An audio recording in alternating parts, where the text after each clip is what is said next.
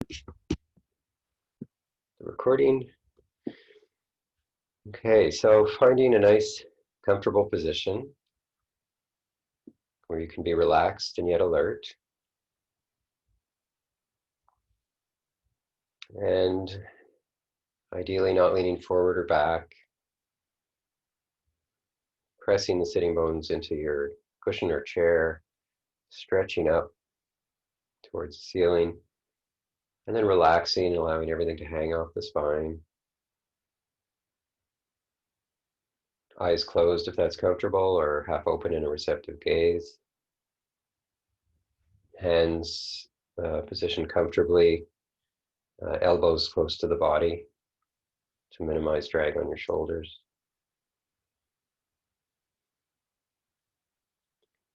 And allowing the body to relax to whatever extent it wants. Noticing sensation in the body. Noticing any resistance there, and just doing your best to open and relax and allow whatever's there to be there.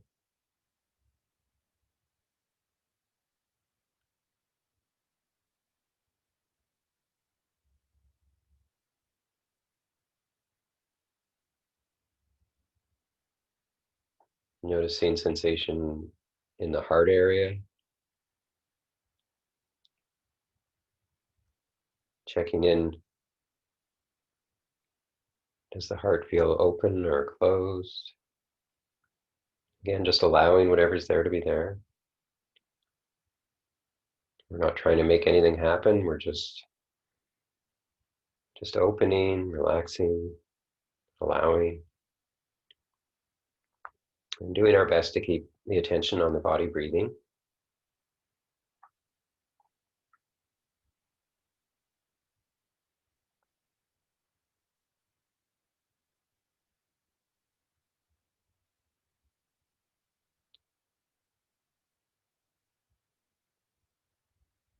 And you might want to just quickly check in with your emotional state.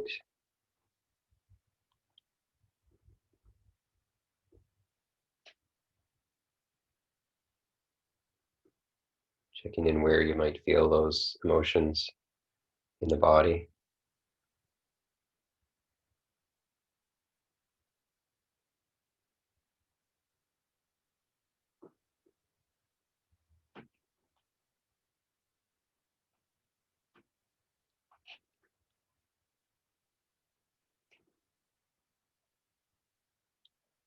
And noticing that you're the one who is experiencing this. You're the one who's experiencing the emotions, the body, the breath.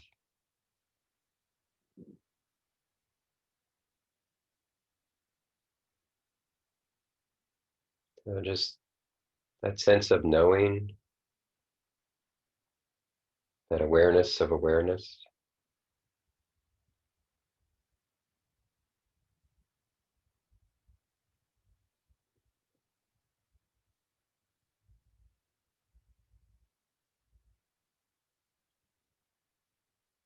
You might want to ask who notices or what is having this experience, or whatever question you found useful.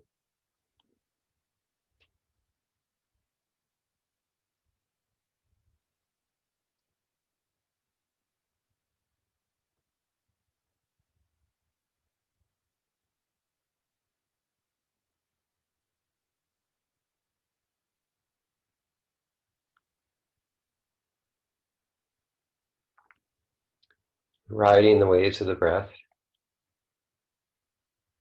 noticing how with each in-breath, the body expands and energizes. And with each out-breath, the body relaxes. Maybe a lot, maybe a little, doesn't matter.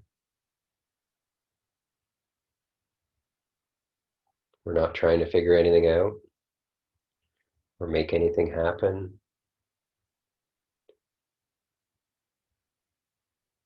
We're just recognizing what's going on in the body breathing. and allowing it to unfold however it may.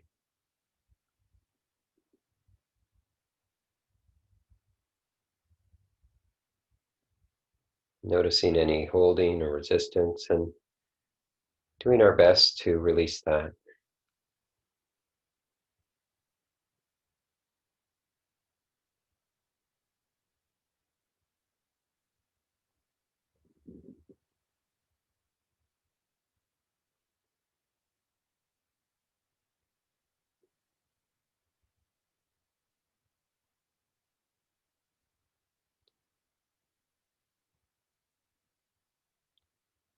And if thoughts or sound or anything else in outside of our focus range, if they're tugging at your attention, doing the best to release that pull on our attention,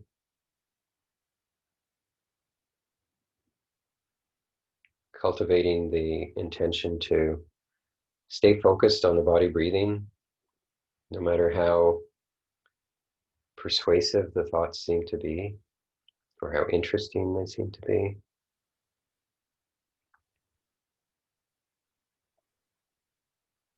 And if you do find that your attention has wandered, that's no problem at all. You can just smile and bring the attention back, gently bringing it back to the body breathing, always bringing kindness and caring to yourself, to this moment.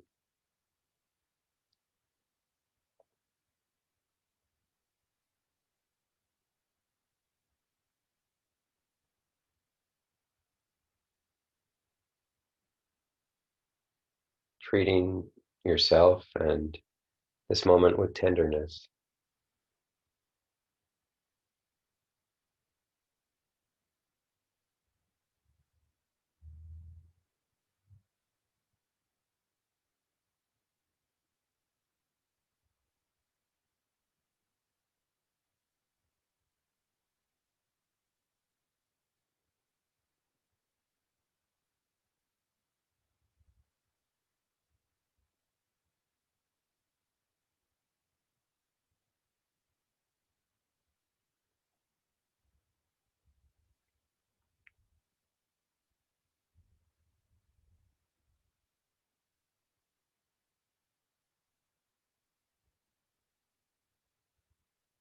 Continually scanning your body for any holding, resistance,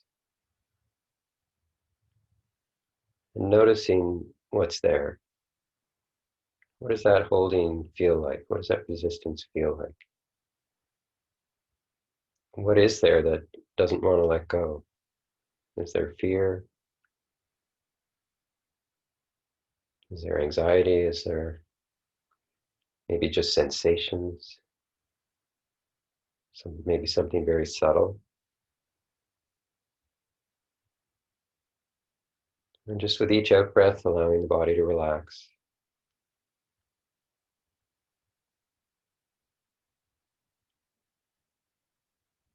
Maybe there's a letting go, maybe not. It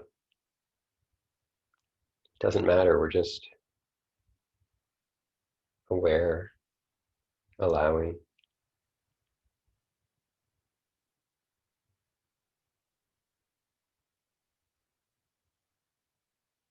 opening in every moment.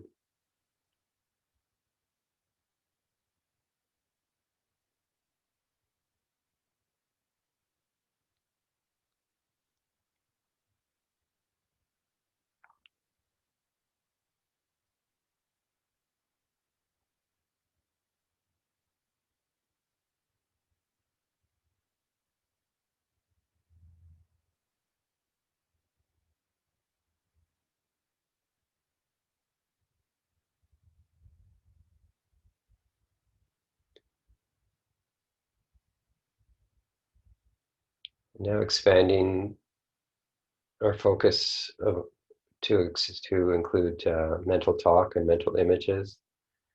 So body, breath, mental talk, mental images.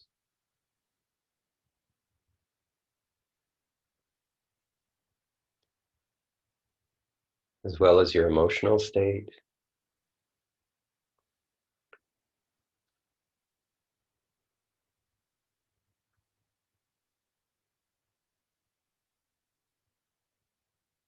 And all the other senses. So hearing, smell, taste, touch.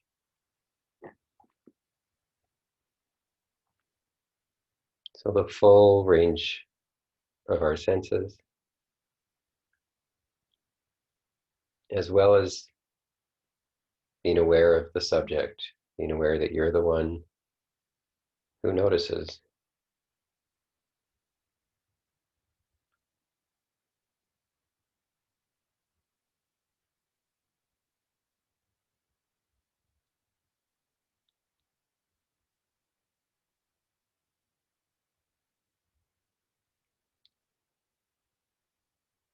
And we just have a few minutes left, but we're going to do play a bit of a game here. So imagine that all there is this meditation. When this meditation is over, when I invite the bell, your life ends instantly and painlessly. So it's not so much to focus on that, but rather just that all there is the next few minutes. All there is this meditation. Nothing else exists beyond that.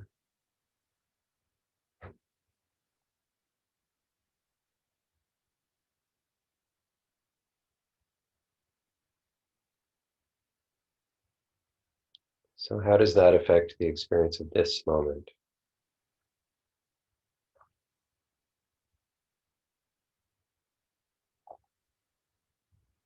That's all you've got. Another few minutes.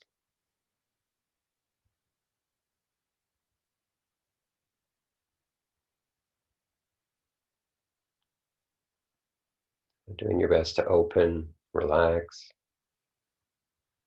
observe from the seat of awareness.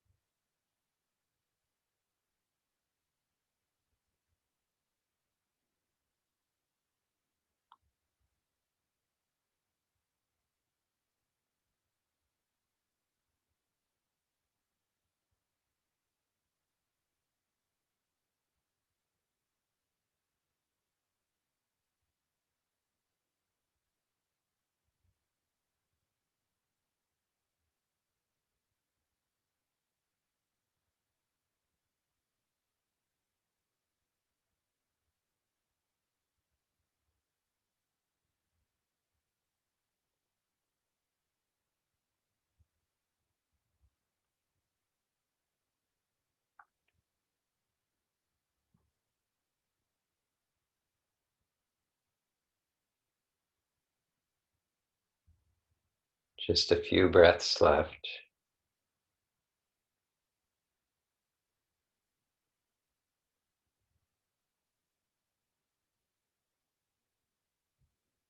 That's all there is. This in breath, this out breath.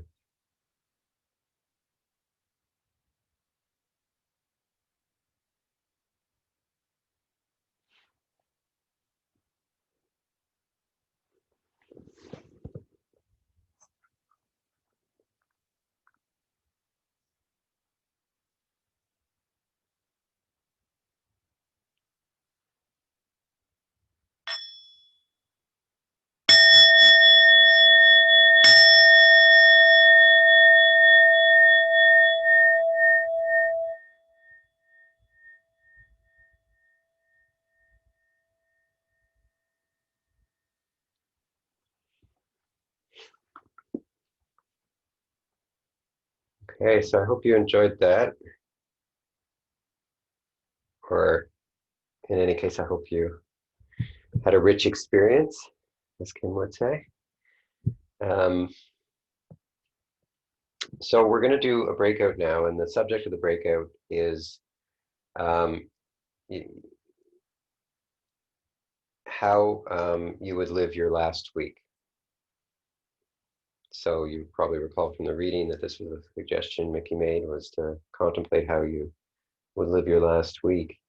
And so in talking about this and in thinking about this, it's not just about what you would do, but also how you would do it, right? In other words, um,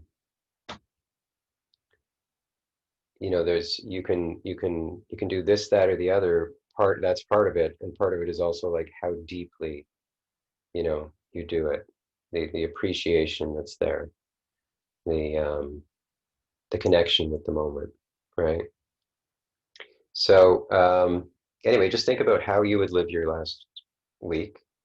Um, And so I'll split us into breakout groups, and we'll have um, about 7 or 8 minutes. So let's see this.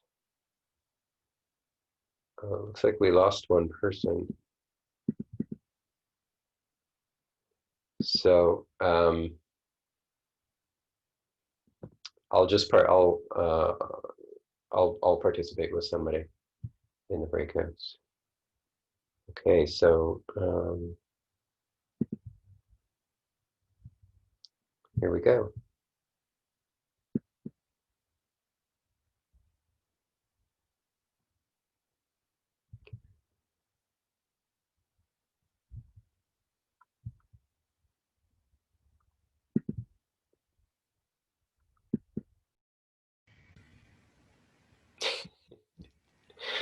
Hey, Mark, you're muted.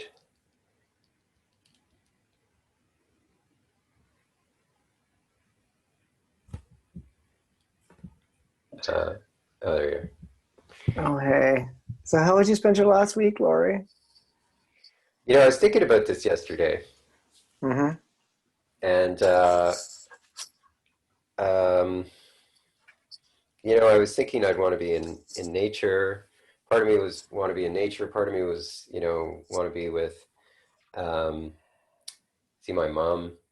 Um, Part of me just really wanted to be like alone in nature. And I thought, that's very weird. Um, uh, because typically I think like, oh, I just want to like deeply enjoy every moment, and just really be there. But I started thinking more about the content yesterday of like what would I actually want to do, and part of me thought, I just want to like go to a really swanky resort somewhere and just be be you know get massages and sit by the beach and all that sort of stuff. Um, and um, and I thought that's really like it's so far from a spiritual view of things, if you How will. so? How so? Um, because it's decadent. It's materialistic. It's like it's not focused on the you know um, becoming like the this deep sense of connection or anything like that. Um, so it started making me think, gee, I wonder like where the balance is. Like I still would want to be like deeply connected. I wouldn't want to be just sort of like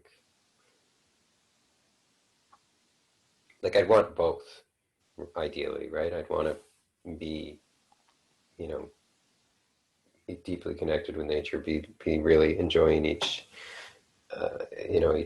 thing that I'm doing. Um, but yeah, I remember when I was at the Four Seasons uh, in Maui. Right. Yeah. Okay. My favorite part of that entire trip Yeah.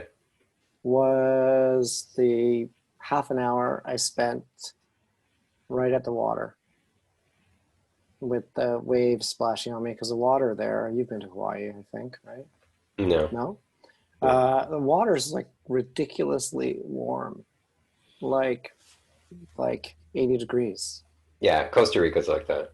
So it's kind of crazy because you're used to the concept of lake water or whatever is usually colder than your, you know what I mean? Hmm. So I don't think that it's impossible to marry the two. Because what I'm hearing from what you described is that you want to be taken care of. You don't necessarily want to be um, disconnected from your spiritual side, but you don't have to want to worry about the actual day to day taking care of yourself Hmm. things. Yeah. So, Yeah. Nature and comfort all in one. well, if you want to say nature and nurtured, right? Because when you were a child, you didn't have to worry about making your own dinner or making your own bed. Well, you don't worry about that anyway. But you know what I'm saying. You want to be taken care of. That makes sense to me. Yeah. Yeah. Also, I don't think I like. I hate to say this, but I'm going to be the fucking devil's advocate here. Um, I question the validity of this question. The first thing that comes to my mind was, since I hear this question, there's a scene in Heathers. Oh, did you ever watch Heathers? No. In Heathers, it's about teenagers, right? And Yeah. By the way, one we have goes, about 2 minutes. okay. I don't have an answer for you anyway. So, but this is kind of Well, funny because it just reminds me of this where they go, okay, Heather, it's time for lunchtime poll. What's today's question? Today's question is, aliens land on Earth. They give you 24 hours to live, and $1 million. What do you do with it? And the question, people's answers are quite hilarious. It's like, I would take my sacks and I would like row out into the middle of a lake and just, enjoy the music tones. You know what I mean? And others are mhm. like, I would slide that money right over to my dad, who's a stockbroker. So, So what? But what would you do? What seriously? If you actually found out that you had a week to live?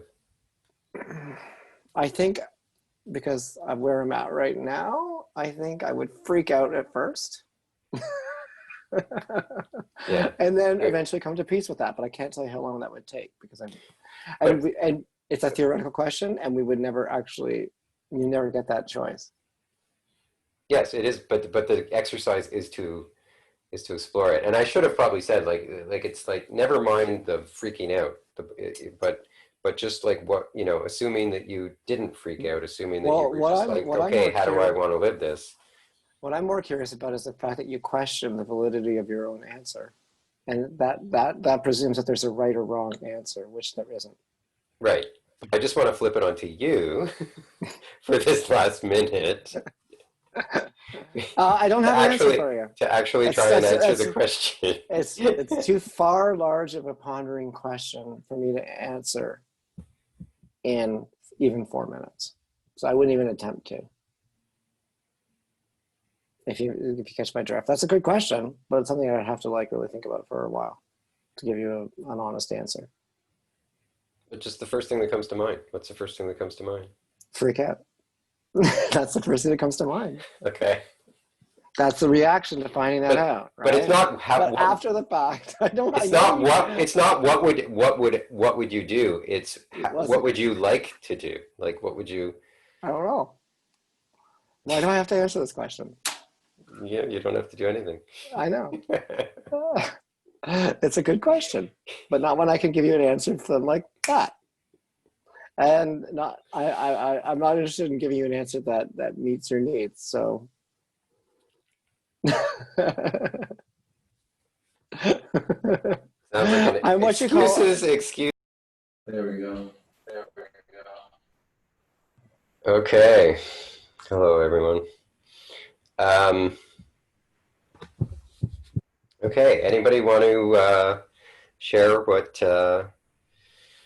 what would you do in your last week? And this is sort of, and I should have clarified this. It's not what would you actually do. Like it's not the freaking out part about I only have a week to live.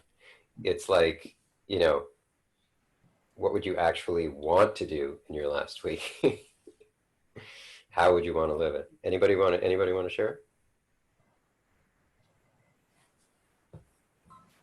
Sure. Hi, everybody. I would get as deeply into nature as I possibly could, and make sure the last thing I did before my last day was to look into the heavens and say, "Here I come."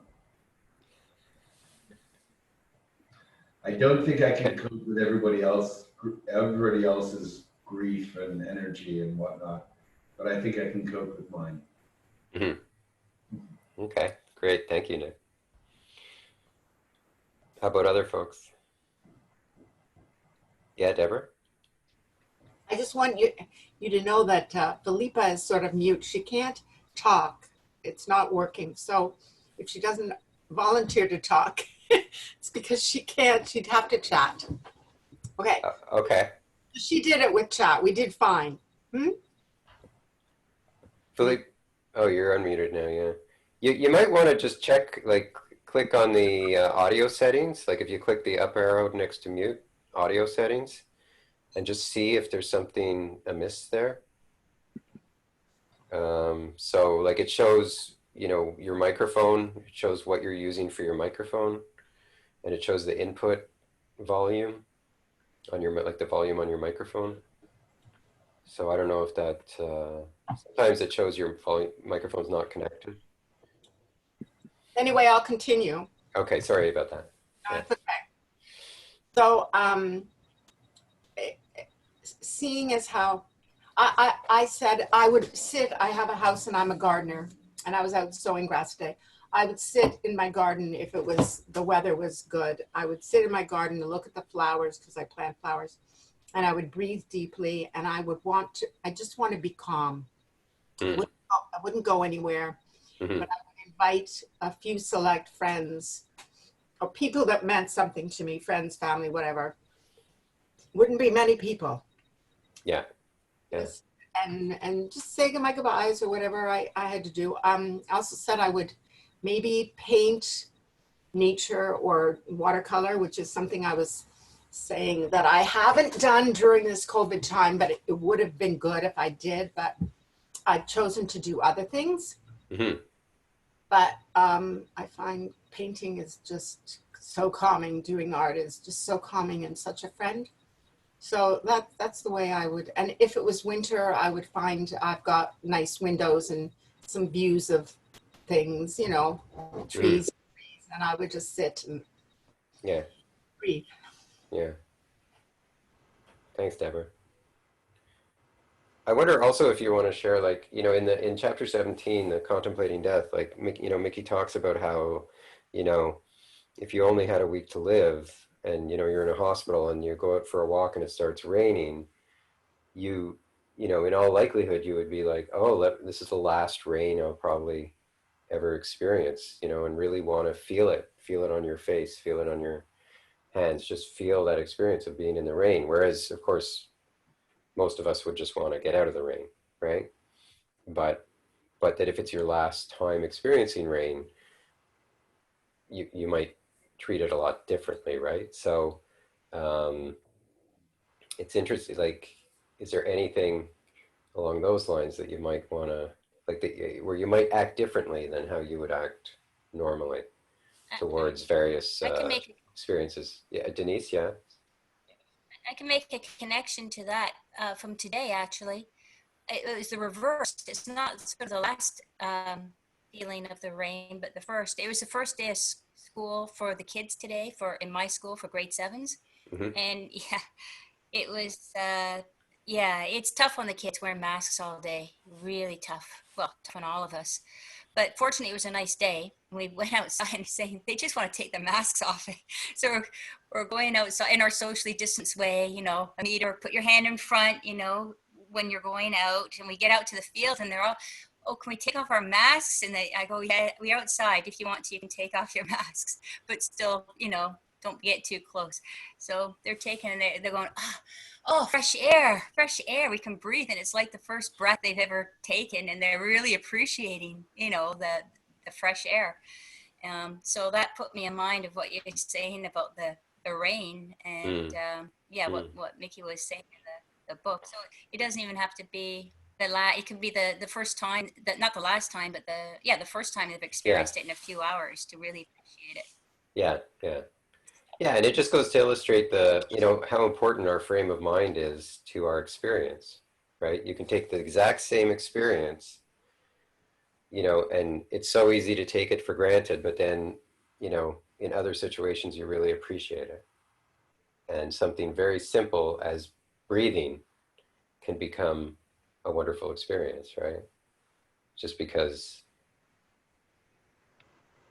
because it's more precious, right? Because you don't get to do it all the time, or perhaps you'll never get to do it again. Yeah.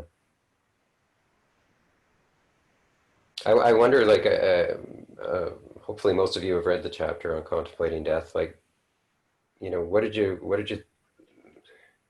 when you read it, what did you make of it? Like, did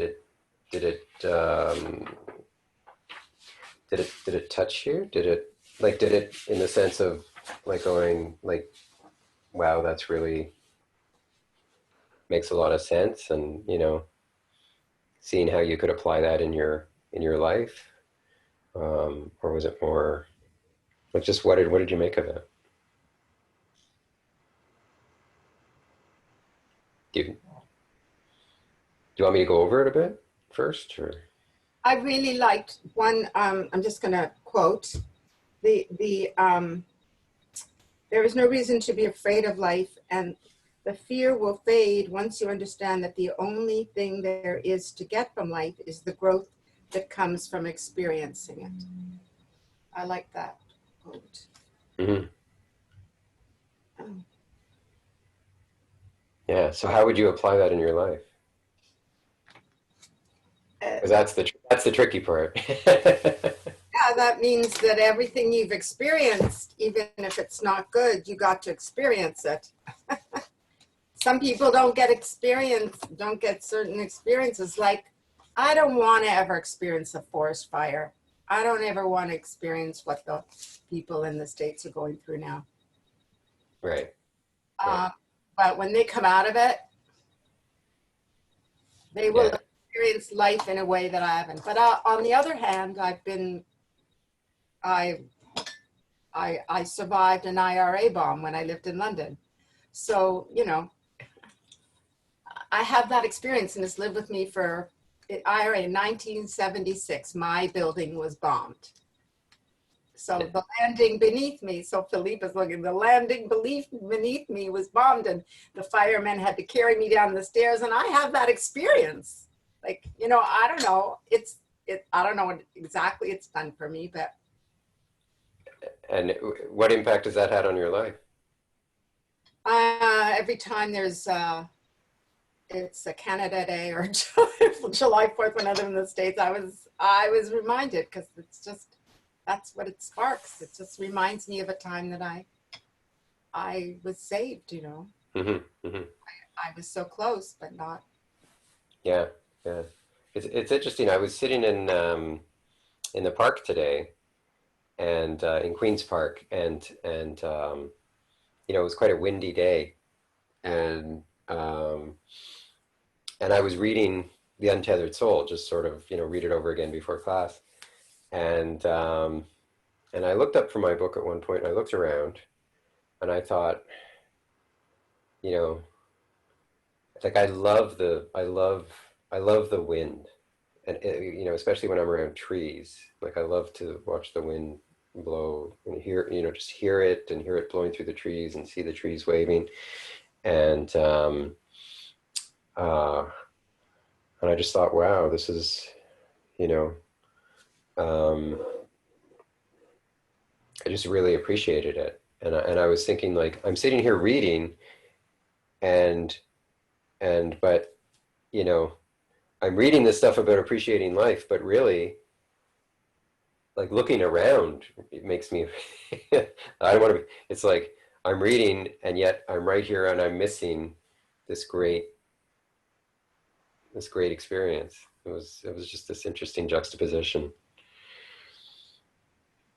So anyway, in chapter 17, he just talks about how death is a great teacher, right? And how contemplating death and the fact that we're all going to die and we don't know when, right? This is like, you know, you're going to die and you don't know when.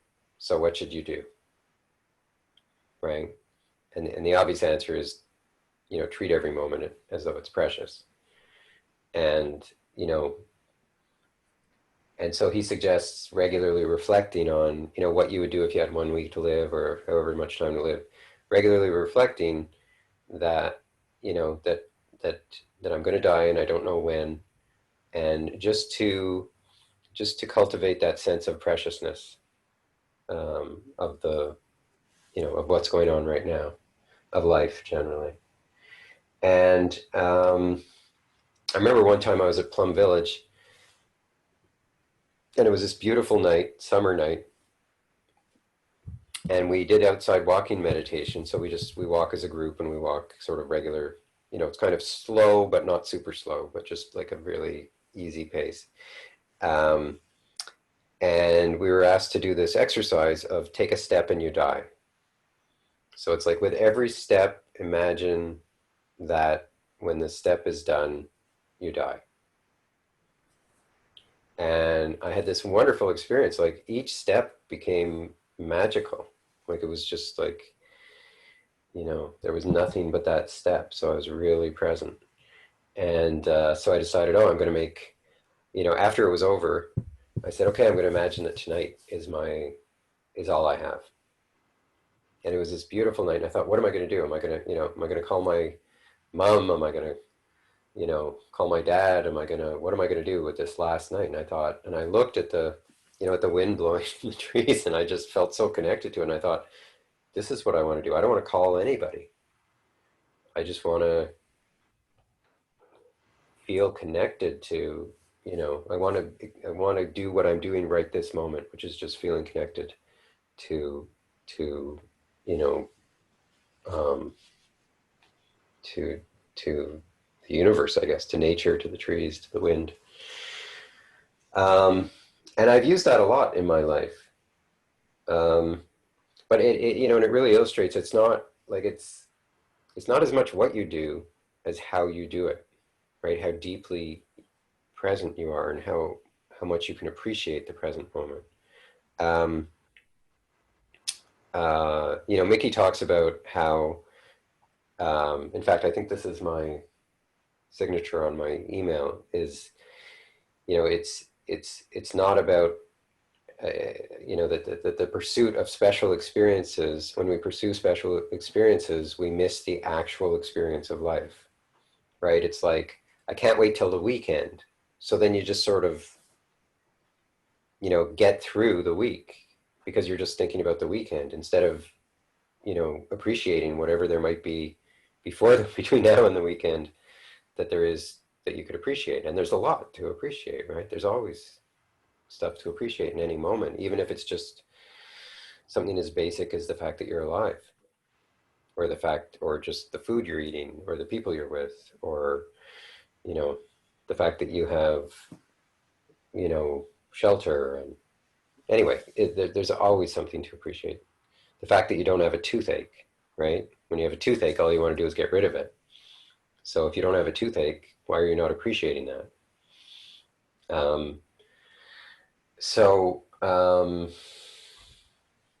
He says it's not what you're doing, it's how much of you is doing it, right? And that's how can I let this moment in completely? And can I be here for this moment instead of thinking about the next? We're always thinking about the next thing that we're going to be doing, right? Trying to control the next moment, rather than just being in the present moment. One time, a lot of you have heard this before, but I applied that just this take a step and you die. Whenever I notice that I'm doing something and I'm not enjoying it, and especially if it's something like, it's the first time I did this, I was riding, it was about 10 years ago. I was living in Ottawa, and it was just this cold, rainy night, and I was riding home from Sangha, and it was about a 40-minute ride, and it was cold and wet and windy, and I was biking into the wind, and I was not having a good time. And I thought to myself, let me just pretend that all I have is this bike ride. At the end of the bike ride, I die. It's done. All I have is this bike ride. That's my whole life. And I just started to appreciate, this, like when you talked about, the rain, it's like just feeling the rain. It was so cool just feeling the rain, right? Feeling the exertion in my body, really, um, uh, and it became the most wonderful ride. Like and now I do that regularly, because I bike year round. And so like biking to work in the winter, sometimes it's really cold and I'm cold and I don't like being cold. And then I think to myself, all I have is this ride. And it's amazing how it just, boop, you know, it's like it's still cold, but now it's like this experience is all I have. So can I appreciate it? And I always can.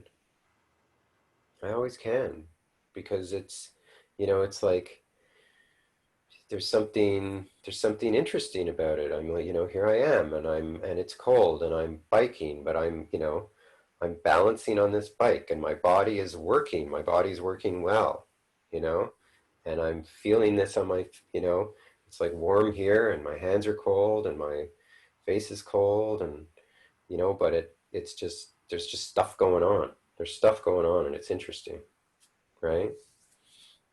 So I find it so useful, and and it's really just a matter of just, stop with the idea of I can't wait until, and replace it with this is all I have, is this moment,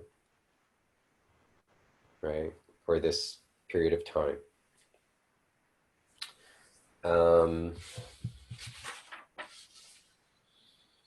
So, he asks us, what is it that won't let you live your life fully, right? That won't let you appreciate the moments in that way.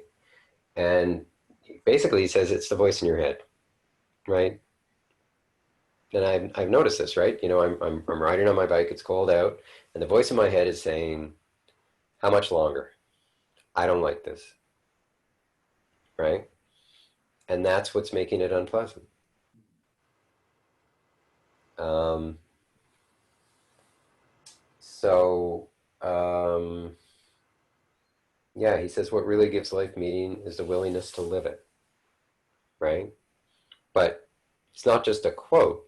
It's like, well, how do I actually apply that in my daily life, right? And the main thing to do is to let go of resistance. The main thing to do is to open fully to the moment. When you notice that your thoughts are taking you somewhere else, to let go of the pull, release the rope, right? So I mean, we talk about when a reaction comes up, to practice relax, release, lean back. But in a way, not in a way, like in actual fact, like through much of the day, we've got the voice in our head pulling us out of the present moment. And so and that's a perfect time to practice, because it tends to, it's not that strong, but it's just this pull out of the present moment. The thoughts want you to think about the next thing, or what you're going to have for dinner, or just pull you into things that for the most part, you don't need to think about these things, right? Like if you may have something at work that you need to do, and you may have thoughts around that, but isn't it a lot more effective to just sit down and focus on that problem at some point, but not let it, you know, uh, wreck your, like, pull you out of the present moment, a little bit here and a little bit there and a little bit here, and it doesn't really add up to much, right? So can you just, when you find yourself being distracted by the voice in your head, to let go of that pull, right? You're not in any big reaction, but that voice in your head is activated because there's a sense of unease, there's a sense of unsatisfactoriness. So can you relax, release, lean back? And it's helpful, I find, to really have this idea of, I'm going to appreciate this moment. I'm going to enjoy this moment. And when the voice wants to pull me out of this moment, I'm going to relax and let go of the rope and come back to what I'm doing.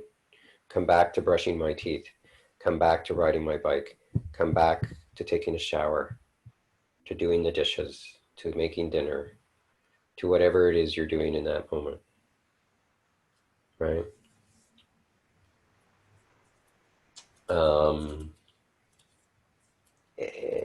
Any questions about that, or any comments?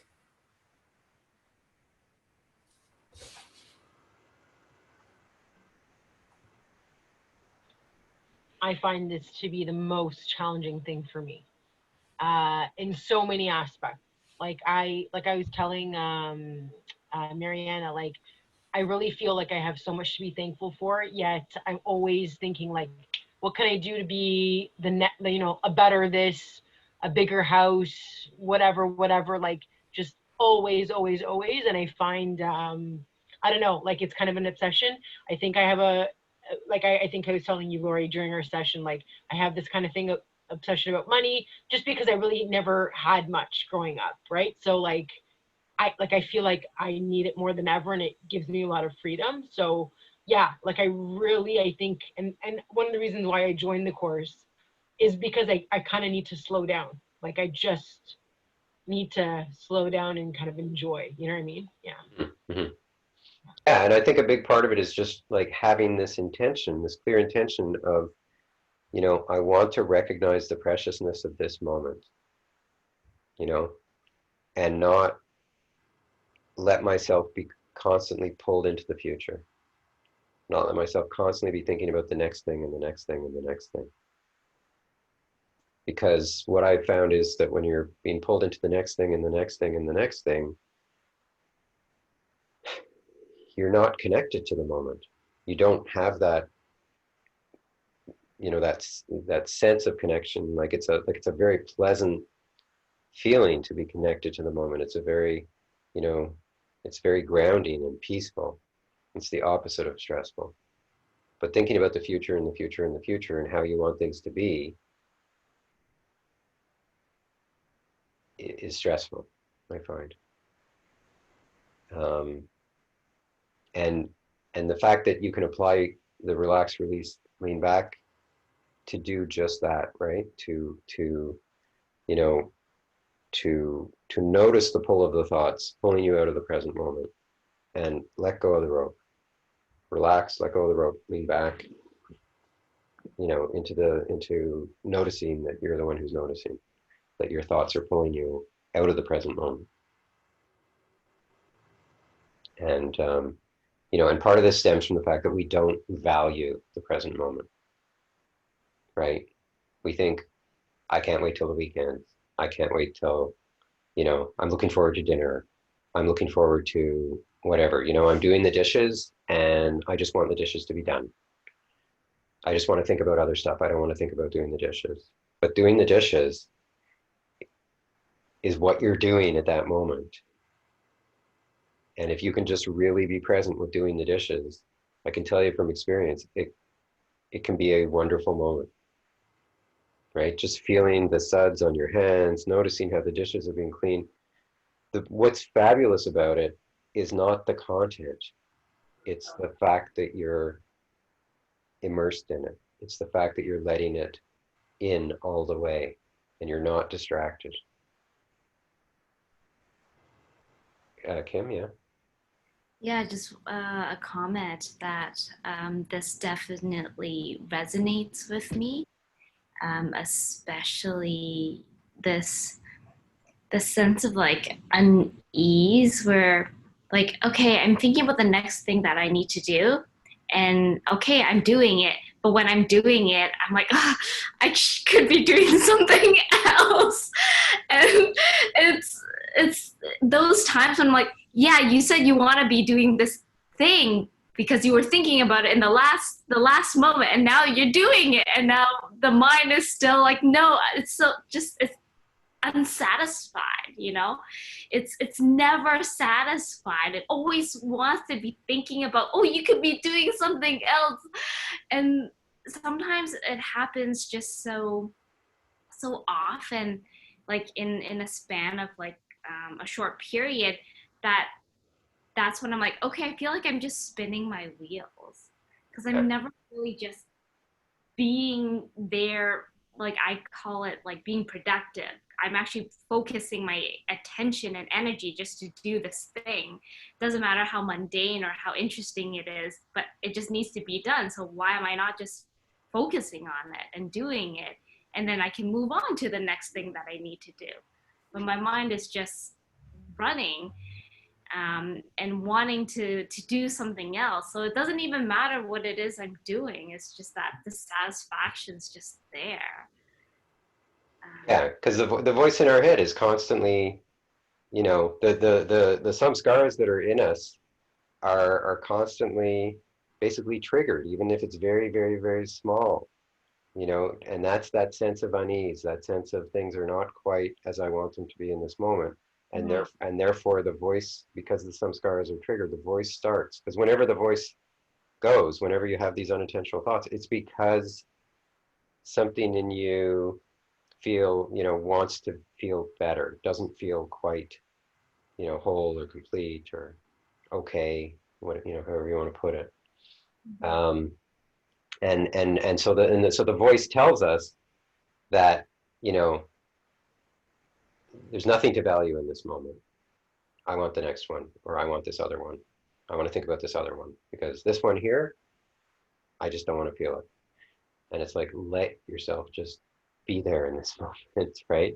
But it's really hard because, it's so, first of all, it's subtle. We're so used to it, right? It's not a big reaction to sort of, that's going to grab your attention. But this is the sort of stuff that's like this is the real nitty gritty of practice, right? Mariana, yeah. Um, yeah, I wanted to share my challenge around this. It's maybe a little bit different. I think it's a beautiful chapter. I think it's probably one I will go back to again and again. What I have a difficulty with is already being a little too aware that we're going to die, having, had the loss of certain people that were close to me, right? And so I feel lacking the sense of, people talking about precious moments. I think they're available to me all the time, and I'm very grateful for that. What I find a real challenge is I suppose it's about an opening. It's not closing, in relation to others. Others, whether they're in good health or not good health. I feel like that's a real difficult to be fully open to them because you anticipate their loss from your life. And of course, COVID only just brings that to the fore, but it's an issue for me in my life previously to that. I mean, I don't expect we'll address it. I just thought I'd share it because I imagine Yeah. others may as well. Yeah. Well, I mean, this is in a way the ultimate fear, right? The ultimate fear is the fear of death. The ultimate desire is the desire to survive. And like in Buddhist practice, I mean, you contemplate death. You contemplate death because death is reality. Like the reality is we're all going to die. The reality is we don't know when, right? We're all going to die. We don't know when. Those close to us are all going to die. We don't know when. And so, like, we say these like 5 remembrances in like in Thich Nhat Hanh's tradition. We say you're supposed to say this every day. I am of the nature to grow old. There's no way to escape growing old. I am of the nature to have ill health. There's no way to escape having ill health. I am of the nature to die. There's no way to escape death. Everyone I love and all that I hold dear are of the nature to change. There's no way to escape being separated from them. My body, my thoughts, speech, and actions are my only true belongings. They are the ground on which I stand. So, it's just reminding yourself, because we don't want to resist, we don't want to delude ourselves, we don't want to push away the reality that we're going to die, and and everything that we have, we're going to lose, whether it's before we die or at death.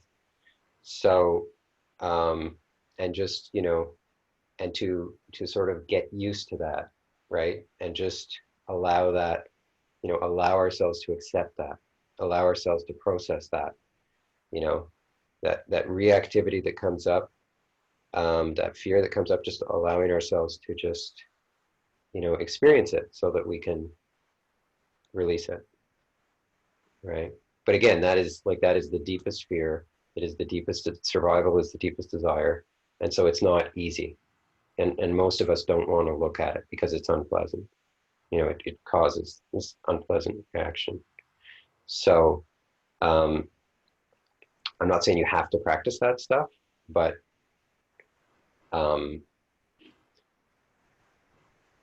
I'm saying the more comfortable you can be with these facts of life, the the better, basically. Yeah.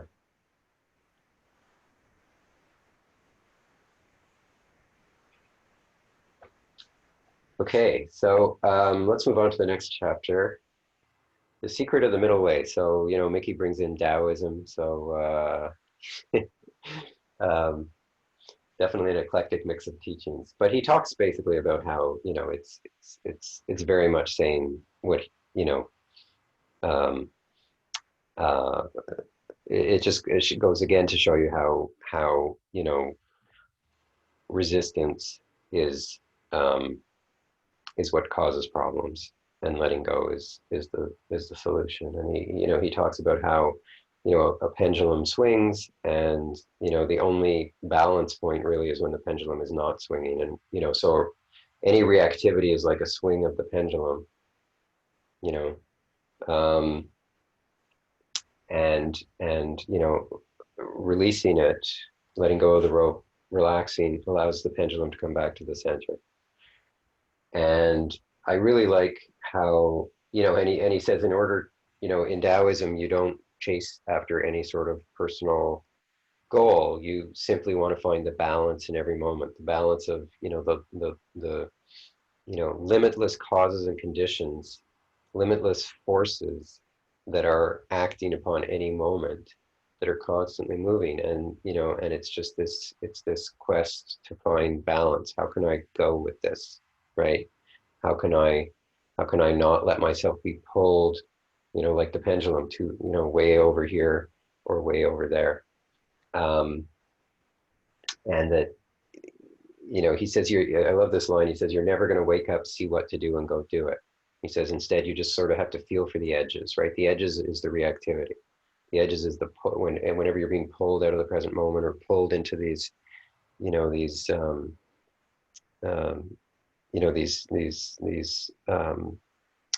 thoughts of the personal mind. He says, like, somebody cuts you off in traffic, there's an initial, like, fear, there's an initial reaction. He says, if you're really good at finding balance, you'll notice that come up and you'll let it right go, and then you'll be right back in balance, right? As opposed to, many people, it'll bother them for quite a while. And that's, just letting the pendulum go out here, and as long as it's out here, you're not in balance.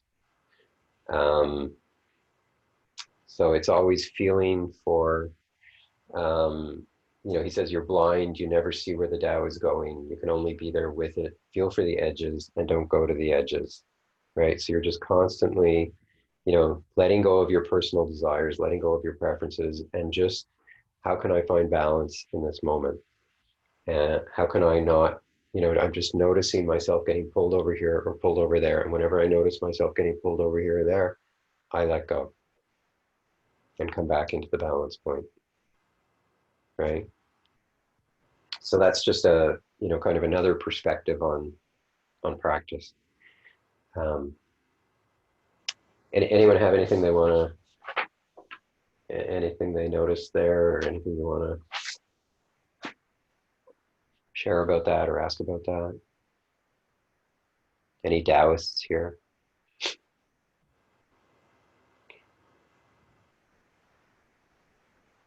Um, yeah, Denise and then Deborah, sorry. I wouldn't call myself a Taoist, but I really did enjoy this chapter. And I really like his metaphors. They really, I really find, I mean, the wisdom, how he packs it, how he, yeah, packages it in these metaphors, like the sailing, although I don't sail, but I could totally understand what he was getting at with, keeping in balance, the elements and the wind and the tautness of the rope and so on. Mm, And it's not like you achieve the balance you're there. It's a constantly dynamic balance that you're mm, always seeking to find. mm-hmm. No, Yeah, I really enjoyed this chapter. yeah, thanks, Denise. Excuse me, Deborah? Yeah, well, I'm glad you reminded me. I am a sailor. I've sailed little dinghies, and it's amazing. I mean, that little bit of pulling in the sail or letting it go, and how in a just a medium wind that is so Anyway, but also it really struck me the way I study a Jewish sort of spiritual path called Musar. And we talk about the midot, which is a soul attribute, like patience or whatever it is. But midah, which could mean, midah means measurement. And so you're always in that situation with that person. How are you going to be humble, or how are you going to be generous with that person in that situation? And so it's never the same for anybody. Mm, It's always unique. How you're going to be generous with a friend is going to be different than how you're going to be generous on what somebody needs who's on the street. It's just very, you're measuring it all the time, and you want to stay in the middle. mm-hmm. Yeah, yeah, great. Okay, so we're going to have a quick breakout group. We're a little behind, but we're going to have a quick, about a 5-minute breakout group. And it's just, what is an area of your life that could use more balance? And maybe talk a little bit about the extremes in that area and what balance would look like. So just what's an area of your life where you could have more balance? So I'm going to recreate the rooms. Oops. Hmm.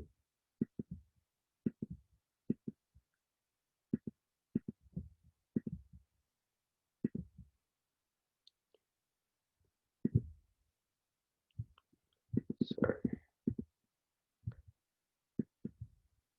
Okay, that's done. Okay, so here we go. About 5 minutes, and it's, what area of your life could use more balance?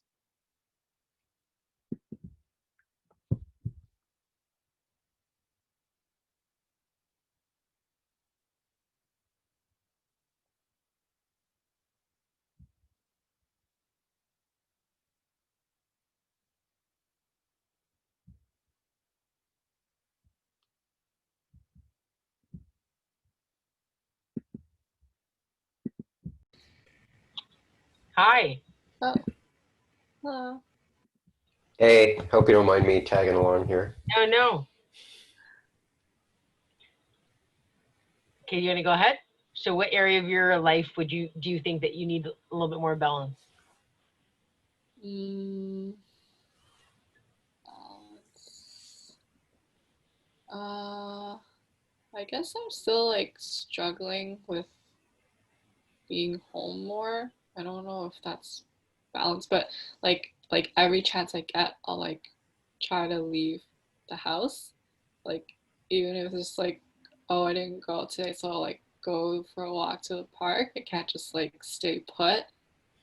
So yeah, maybe just like finding that the acceptance of like it's okay, like I can just stay in today. It's not that bad. Like yeah, I guess that would be something I need to balance right now. Okay, cool. I guess for me it's like work, right? I'm always kind of like grinding, like it's my go-to. Hustle and grind. I'm kind of like that's my like culture. So I feel like I'm constantly always doing that, whatever. I've had multiple jobs in the past. I still kind of do. I do some stuff on the side. So I feel like that's something and I just feel like I need to again slow down and kind of, Hmm. like enjoy. But yeah, I would say that's probably it. Do you Lori, find go ahead. I'm No, just can listening. Well, I'm just wondering what would balance look like in those, at work or in being at home.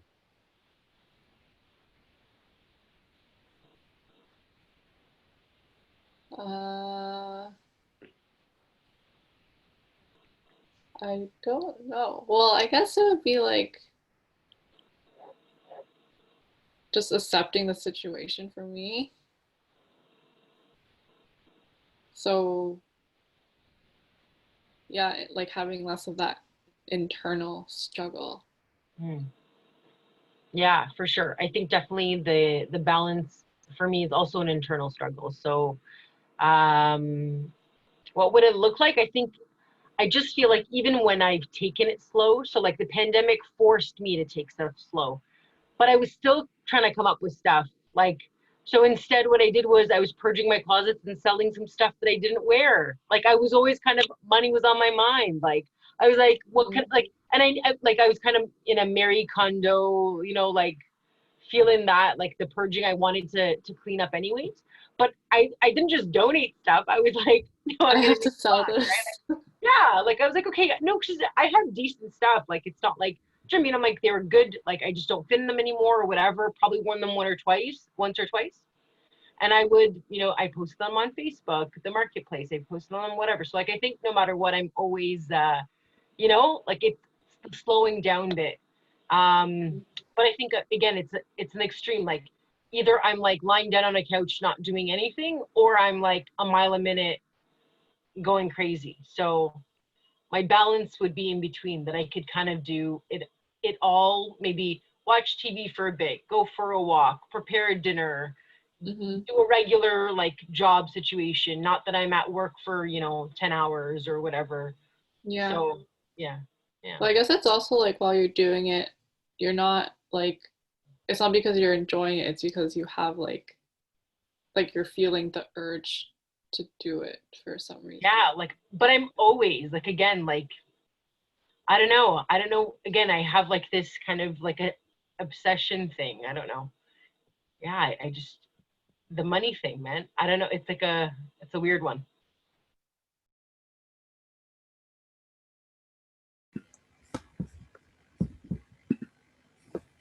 Okay.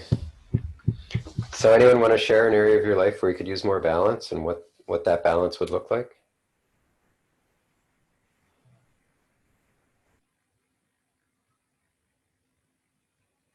Is- Sorry, is Teresa, are you talking? Sure. Yeah. Um, I was I was saying with work, both of us were talking about work and how it can just consume so much of your life, and it kind of seems to be a North American thing. I think in Europe and places like Italy, they when work is over, they go to the piazza and just enjoy their community and their meals and their have a drink and it's not so all about work. So yeah, work throws it all off balance. Is is it work or is it how you are with work? Like what is there that you can do to bring more balance to that situation? Yeah. Um, yeah. I feel compelled when I don't know, maybe change jobs or something. Yeah. What could you do within your existing job? Because one of the things that Mickey, is always saying is like, the problem isn't the external. The problem is the internal. How are you in this, right? Like God, not God, like, like, like you're in this situation. What can you do in this situation, right? In fact, when I was there, when I was there last Christmas, and I told them that I was leaving my job, they were like, "What do you mean you're leaving your job? Were you fired?" No. Well, why were you leaving your job? Well, I wanted. You wanted? That's not surrender, right? They're like, you know, it's all about like, enjoying your job that you have, So I'm not, I left anyway, but So, because you were kind of in a rat race job, right? no. Well, I mean, in a sense, I was working for a charity, But doing, you were a lawyer, and no, I was a lawyer a long time ago, but uh, no, I was, doing the finance and management of this mindfulness for mental health charity called Center for Mindfulness Studies. So it was kind of crazy because we were very under resourced. We had a lot of people in a in a small space, and but it was not the rat race. It was like-minded people that I was working with. well, I guess I could slack off. Yeah. Again, it's mostly about what's going on in here, right? It's mostly about what's going on in here. It's like, how can you change your approach? How can you enjoy these moments that you have not been enjoying, right? So at least as a first line, right? Maybe it is a terrible place, and maybe the demands are just unreasonable, and maybe you should leave. But before you make that decision, what can you actually do to, you know, with your mind to to bring more balance to this situation, or bring more, whatever you want to call it, peace, joy, acceptance, non-resistance. Dana, yeah. Yeah, I could just share a quick comment on the chapter related to the question of balance. I also really enjoyed it, and the idea of feeling the edges, and the idea of there being an invisible thread sort of going down the middle of every experience really resonated with experiences that I've been growing into in terms of how I relate to anxiety. And I've had pretty intense anxiety for most of my adult life. But increasingly, as I practice mindfulness and Reiki, and I sort of sense it as just energy, an energy that gets really intense and really hard to sit with. But I start to notice that it kind of feels like it's like the cane showing me like, oh, there's an edge. Like the more intense it gets, like, oh, there's an edge, go the other way. And to learn, the more I tune into that, it feels like it's real-time feedback when I'm off the middle. Mm-hmm. And for most of my life, it's just felt like, oh, that's useless information. That's just an alarm. It's like an alarm that goes off all the time. It stops being useful. And you just sort of tune it out. But now I'm starting to see, oh no, it's actually trying to tell me something if I listen to it. Mm-hmm. And it helps me find the middle way. So just thought I'd share that reflection. Yeah. Thanks, Dana. There were some other hands there, I think. Pip, yeah. Hey guys, my mic is working again. Just to come back on Teresa's point about the work and, oh my God, this is just a terrible job. I need to get out of it. So I'm living that right now as well in many ways for many months as well, and taking the advice to do what I can mentally, internally. And I would say that it is not a straight line at all for that, because some days I'm quite good at doing it, or I can apply it some ways and I feel surrender, and then other days I'm like back right in it going, I don't like this, I want to get out of this. So it's definitely like a couple of months, I'd say 6 months maybe, of being in that space and figuring it out. And I was on vacation for a couple of days, came back, and I have a bit more space this week where I feel like, oh, I can just surrender to this. So it's a little bit easier maybe after the space as well. But it's definitely week by week. And then I feel like there's a bite, like somewhere in that maybe 6 to 9 months I will stay with this, that the penny will drop in terms of what you're saying, Nari. Yeah, yeah. I mean, the trick is to stay in the seat of awareness. And that's, I mean, you're just starting with this practice, and it's not easy to do. And, we constantly get sucked into the content. We constantly get sucked into the voice in our head that is telling us, it's a terrible situation, it's unfair, I got to figure this out, I got to do something about this, blah, blah, blah, blah, blah, right? And it's leaning back from that and recognizing everything the voice in my head has to say as a starting point. I'm not saying it necessarily is this, but as a starting point, is garbage.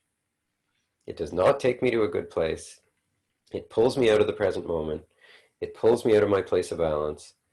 And so I'm just going to try and do my best to stay in the seat of awareness, let go of the tug of that voice in my head, let go of the tug, and really, and we can't, it's constantly fooling us. It's constantly convincing us that we need to listen to it, that the content is really important.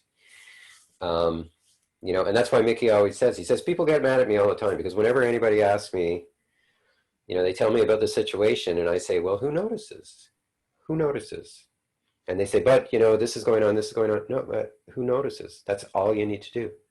Notice who notices. Right? And he says, I don't do one-on-ones anymore because, I always have the same thing to say, right? And this is one of the things I find the hardest about this course. You all, have told me about, various situations, and I always want to say to you, yeah, but who notices, right? But if I say that to you, you're going to be like, don't cut me off. I'm talking about this important content here, right? I need to deal with this stuff, right? And the call is always to say, no, let it go. Go of the pull of that voice in your head. Relax. Notice who's noticing. And then, if it still seems like it's something you need to deal with, then deal with it. But at least, and you don't have to you don't have to fully release it. You don't have to sit there with it for an hour or however long it might take. Just do that initial release, that initial relax, that initial moving into the seat of awareness, and go from there, right? If you want to stay with it, great, right? It's definitely not a bad thing to do, to sort of stay with it and just really, watch it do its thing. Which it may do for a while. Nothing wrong with that, but you don't have to stay with it. It's just, can you learn to just do that initial relax, release, lean back, and then go from there. Just to take, 10, 20 seconds and to do that. Yeah, right? and Larry, it could be months and months and months and months of doing that. You see, that's my experience with it. Something big for this job thing. It's like, it's Yeah, not just you do it for a week and then you figure it out. It's literally, that is your practice, and you'll see some light in a messy way, not a straight line way, but you will see some release of some things along the yeah, way. yeah. And you work with whatever comes up, but really the place to start is with the really little stuff, right? When you just notice that the voice is taking you somewhere out of the present moment, right? That you weren't intending to go, or a little reaction. We talked about the small stuff and, the weather, the lineup, the traffic, whatever it is, that something somebody says to you that, like they're not close to you, but it bugs you, and, whatever. It's not a big, work with the, the smaller the better to work with. And over time, you just sort of get used to doing this relax, release, lean back thing. And as you get more and more used to it, then it becomes easier and easier to apply in stronger and stronger situations. But it's not overnight. It's the opposite. It's a life's work. You'll notice things, hopefully you'll notice that things are bothering you less pretty quickly. But the first step is just really getting into that habit, making relax, release, lean back, or whatever your version of it is, become second nature. Become like your go-to. Always noticing when you're getting caught up in content, which is, we get up, like we live our lives caught up in content, right? Because content is, on one level, content's important, but on the other, the way to find balance is to let go of the content. So, oh man, 8:25, I can't believe it. Okay, so I think we're just going to skip chapter 19. You've hopefully you've read it. It's really just this idea that, someday, if you really, practice this a lot and really get that, that seat of awareness becomes your, the thing you identify with rather than your thoughts and emotions, and your sort of resting spot. And that, as you become lighter and lighter, more and more joyful and love and peaceful and loving, that you'll just naturally, at some point, it will connect with this cosmic awareness, if you will, with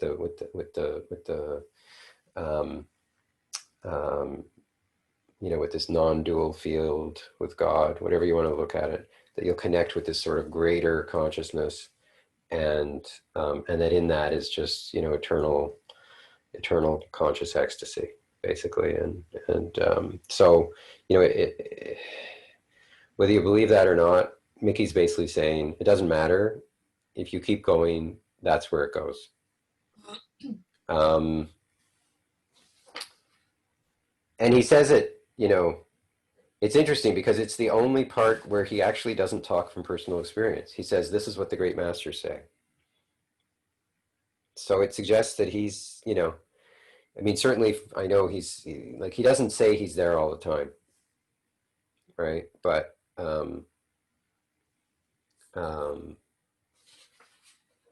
that's kind of where this is going, and it's, Mickey's basically saying it's a wonderful place, keep going. And it is what all the great masters say. I've read a lot of them, and they all point to the same thing. So let's just do a quick, just a very quick stretch. So just if you want to stand up, or if you want to stretch, however, we're just going to stretch for like 30 seconds.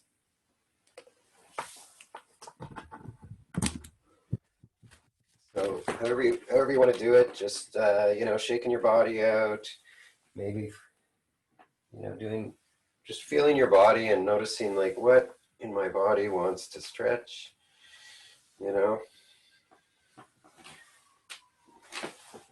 How can I just jiggle it about, maybe get a little energy going?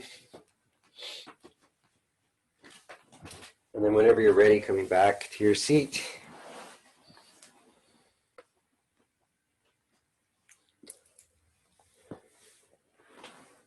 And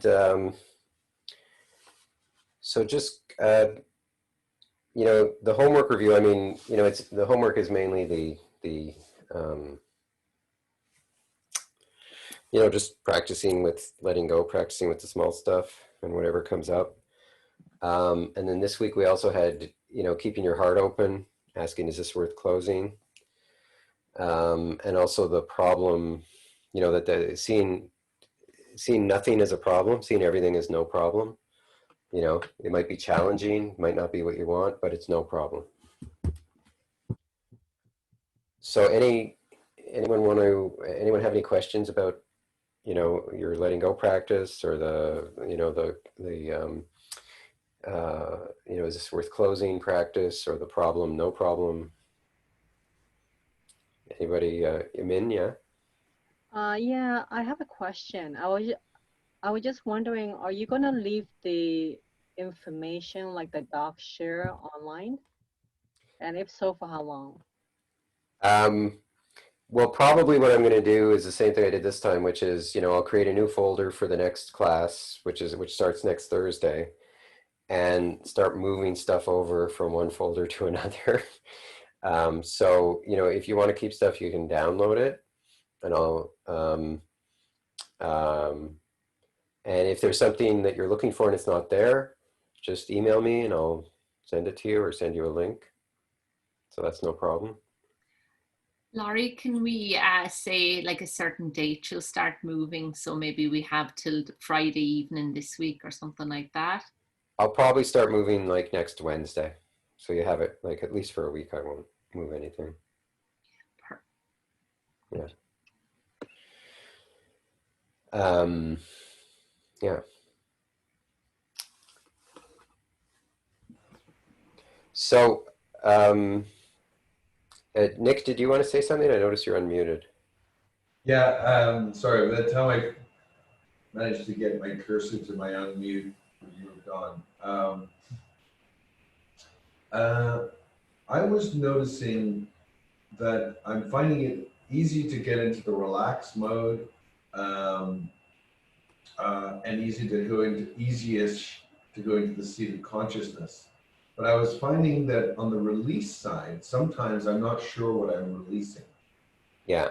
What you're releasing is the pull of the thoughts. So the thoughts want to pull you into the content, right? The thoughts, something happens and then you're thinking, they had no business saying this, so I got to do something about this, blah, blah, blah, or whatever the content is. It's pulling you, it's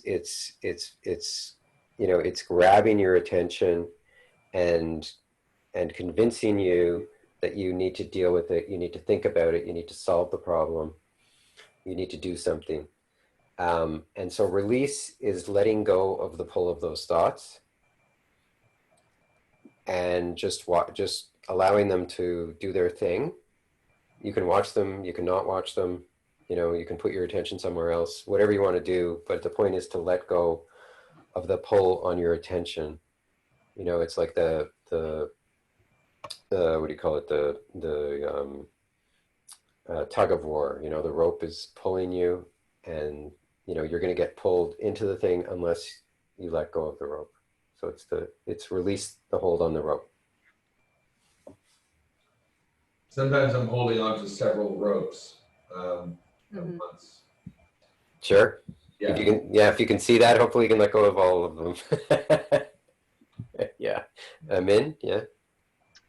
Yeah, I have a question. Like I've, always been kind of like told I'm quiet, that I don't really kind of like speak up and all that. Uh-huh. So there's a shift in my life, and I think that we have talked about it, that I need to work on actually speaking up. Okay. So with this practice, where you kind of let go and all that stuff.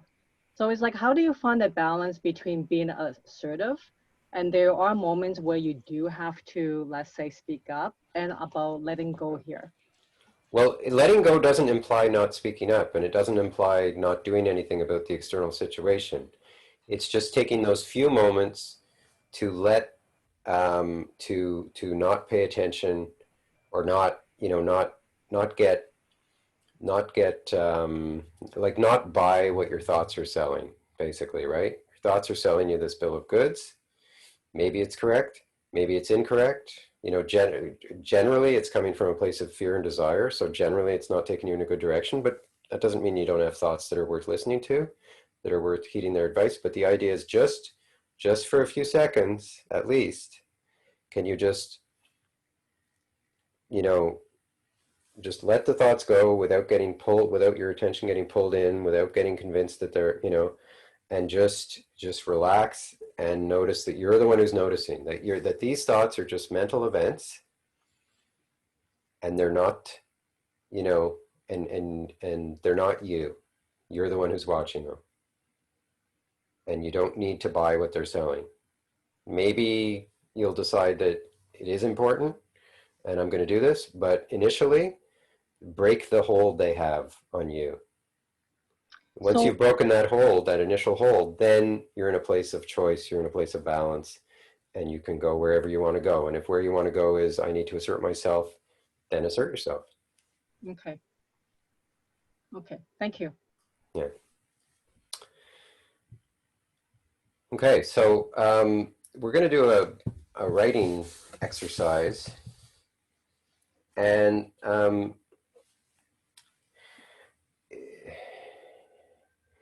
just to write down, so hopefully everyone has paper, or if you want to write on a computer or wherever. So just what differences have you noticed in how you relate to life, as a result of this course? What practices have been the most helpful? What words of encouragement have been the most helpful? Like, you might like this quote or that quote, or this instruction or that instruction, and what obstacles have you faced in practicing? So this is just for your benefit. Just to write down, now that we're basically at the end of the course, your observations on what impacts it's had, what's been very helpful in terms of practices and motivating, uh, words or instructions, and what obstacles have you faced? So, and we'll take like I don't know, 6, 7, 8 minutes. We'll sort of see how long how long you're writing for.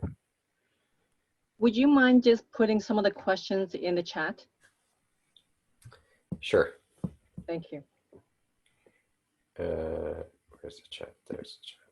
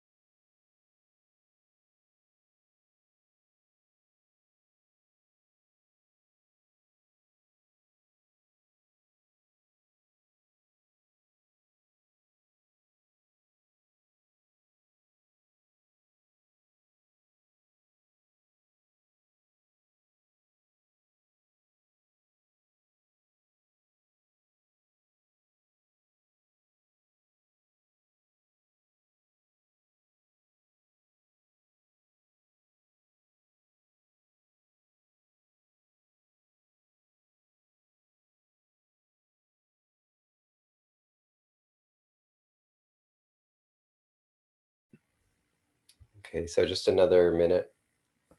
Looks like a lot of you are done.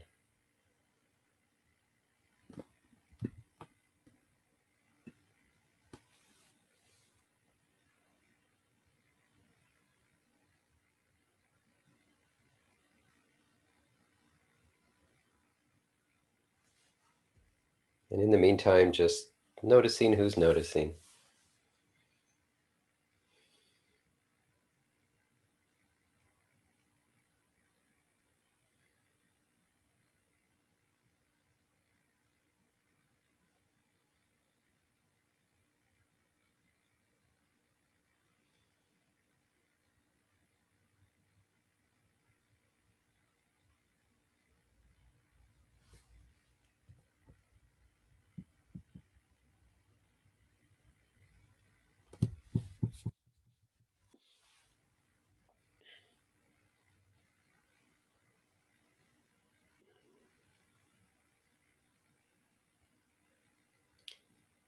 Okay, so so hopefully that just helped a little bit in pointing, pointing you where you want to go next. So where you want to go next, maybe, what are the next steps here? The next steps may be, I'm done. This was useless. What's on Netflix, or what, or what's my next thing? Or it may be, hey, I found this was somewhat useful. I want to continue to do some of this. Or maybe I found it really useful and I want to make, how do I continue with this? So, one of the things I want to offer is to make sure that, that if you want to continue, that you get support in doing that. So,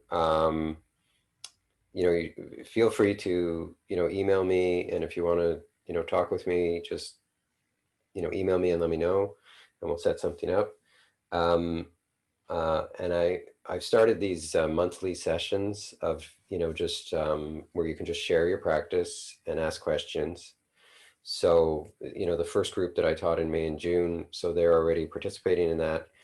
The next one is going to be Sunday, October 4th. I'll email you about that. So it's Sunday at 11 a.m. It's an hour and a half. And so you're welcome to participate in that if you like. I encourage you to do so. There's no charge for that.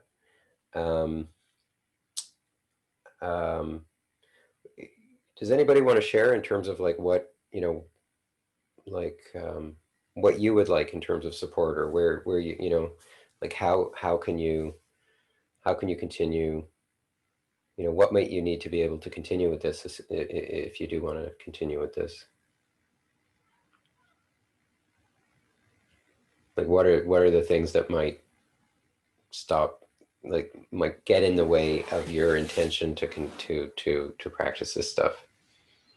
And what are the things you might be able to do to continue to practice, to stay motivated? I find that's the hardest.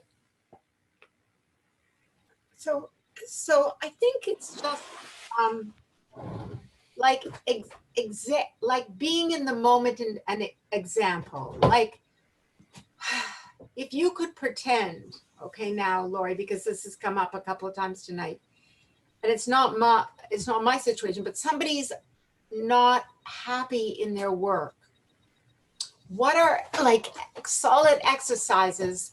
Something's driving them crazy in life. It doesn't matter. What are solid exercises you can do to, when you say it's not about them, it's not about that, it's about you? What is this? Like letting go. If you're in a job that's really killing you and the workload is too much. Yeah. Well, the idea is to get in a state of balance where you can, the first thing to do is like, why is this driving me crazy, right? So there's always going to be some element of that that's what's going on in your head is driving you crazy, that it's your reaction to what's going on that's driving you crazy. And then there may also be an element probably of what's going on in the outside world, right? Because there's how we want things to be, and then there's how they are. And sometimes how we want things to be is kind of unreasonable, or even not unreasonable, but it's just like, you know, we're just banging our head, we're just making ourselves miserable here, right? Like if I could let go of some of this stuff, maybe that solves the problem. Maybe it doesn't, right? So the first thing is to let go to the extent you can, and then see, oh, well, where does that leave me? Okay, does that leave me in a place where there's still stuff on the outside that I'm like, that is not good for me? Okay, can you change that stuff? Can you talk to people? Can you change that at all? Maybe you can, maybe you can't, right? And at some point you may say, you know what? I can't, there's this stuff, I'm not willing to accept it, so I need to change my situation, right? So, and really that, you know, like this practice doesn't really say, not doesn't really, it doesn't say what to do about these external problems. You know, if you're in a place of balance and you're saying, look, this is just, you know, the demands are unreasonable, I don't have enough time in the day to do what they're asking me to do. They're asking me to do stuff that's just, you know, that I can't handle. You know, maybe someday I will, but right now I can't. So I'm, you know, the best thing for me to take care of myself is to get myself out of the situation. And, you know, and you know, and I'm able to do that, you know, like I'm able to do that financially. I'm able to do that in terms of, you know, a next step or whatever. Okay, then, you know, make that change. But again, it's really, it's not saying, it's just saying, start with the inner problem and work on that. And maybe that's all you need, or maybe that's going to take you, it's going to make it a lot better. And maybe it's not enough. And maybe you can't, maybe the inner problem is too big. The samskara is too big. I can't deal with this. I just need to take myself out of this situation, you know. You know, maybe after working on myself and practicing this for 10 years, I could handle a job like this, but I'm not going to be able to do it now. And I don't want to do it now. So I'm, you know, I mean, it's, again, it's your life to do with it. This is not saying to do this or that. It's not saying to stay in your job or not stay in your job. But what it's saying is, like, just really notice, you know, like try the working on the inner problem first. And then once you've done that for a little bit, then see where you're at, see where things are at. Right? But in many cases, the thing that's unbearable or the thing that's stressful is self-inflicted.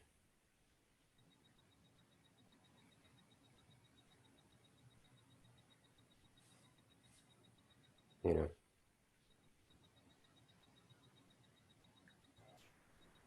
Because it's our view of the way things should be. Like it could be a relationship, it could be a job, it could be the place you live. There's no end of what it could be. I mean, we spend our whole lives figuring out how we want things to be, trying to control things outside of ourselves. You know, trying to control and trying to, you know, trying to control our thoughts, trying to control our emotions, trying to, you know, but the more we say, the more we narrow what we're happy with, then, you know, the less the chance that we're going to be happy. And so this is working on expanding the, you know, the situations in which we can be happy, right? Not from the perspective of, you know, I'm going to, you know, I want to be able to take any abuse anybody heaps on me. It's not looking at it like that at all. But it's saying much of what bothers us is not abuse. It's just other people doing their thing, right? It's just, you know, it's just the world doing its thing, right? So to that extent, can we just let that go? Can we just learn to be happy with things that may not be, you know, based on, you know, our taste of things, but you know, but objectively are fine, basically, right? I mean, objectively is a very funny word, right? But, you know, if objectively the situation is fine, but it's driving me crazy, then is there a way that I can find that it doesn't drive me crazy? But you have to get to a place of balance to even make that determination. You can't make it from a place of reaction, right? And it may be that, as I said, it may be your capacity in the moment is just not there to deal with this situation. You know, it may be that the samskaras are just, they're too powerful, and all you can do for now is take yourself out of the situation, because you just don't have the capacity to deal with them, you know. But there's no clear, like, do this, do that, that's going to take you there. The only clear do this, do that is relax, release, lean back, right? Learn how not to give up, you know, your happiness, how to keep your happiness, maintaining your happiness front and center. So we're almost out of time, and I really want to just do the closing thing. I also want to let you know, so there's a feedback form that I'd love for you to fill out just to get your input on, you know, what worked for you and what didn't. So I'll send a link to that. And I'll also, as I said, there's a course starting a week from tomorrow, and so it's at the JCC. Well, it's on Zoom, but if you know of anyone who might be interested in the course, I'll send you the link so they can do that. And if, as I said, if you're interested in taking it, it's $240. So that's what the JCC set the price at. But if you want to take it again, it's just $50. And I can, if you just let me know, and I'll send you a promo code, and I'll put that in the email. So I just want to have a quick round, closing round. Just share one or two words that highlight your experience of your time in this course and our time together. So for me, you know, I would say it's one or two words: connection and opening. So if it's okay with you, I'm just going to call out names because I find it's faster. So you could just say the first thing that goes in your head or whatever. It's so I'm just going to go along how I see everybody lined up here. So Teresa, oh, you need to unmute yourself. And by the way, you can just press the space bar while you're talking if you want, and that just unmutes you temporarily. Okay. The word calmness comes to mind, that this is kind of a journey. I'm not there yet, but it's kind of bringing my anxiety down. Thanks, Teresa. Denise? Insight and sadness. Insight and sadness? Yes. Yeah, great. Thanks, Denise. Dana? Refocusing and commitment. Thanks, Dana. Melanie? Universe unfolding. Huh. Thanks. Deborah, and if you have a question about this, go ahead. Adequate, but what was the question again? Really, what was the question? I'm just sharing one or two words that come to mind in thinking about this course and the experience of our time together. Okay, hope. Great, thanks, Deborah. Min? Openness. Oh, sorry, Min, yeah. Openness, yeah? Yeah, openness and awareness. Yeah, thanks. Nick? Gratitude to the teacher, gratitude for the teachings, and gratitude for the community of seekers. Thanks, Nick. Pip? Deepening experience and commitment. Thanks, Pip. Kim? Equanimity and community. Thanks, Kim. Leslie? Day experience and joy. Thanks, Leslie. Sean? Patience, practice, open the heart. Thanks, Sean. Christina? Slowing down and is this worth closing over? Yeah. Thanks, Christina. Mark? The beginning of a long, rewarding journey. Thanks, Mark. Mariana? I was thinking forgiveness and doing it with a smile, the teacher smile. The teacher smile? Yeah, you always have that smile on it. It encourages me. Oh, okay. It's tough stuff. We need to smile through it. Smiles are powerful. Yeah, when you smile, it tells the brain, be happy. I once heard someone refer to a meditation teacher refer to smiling as a technology.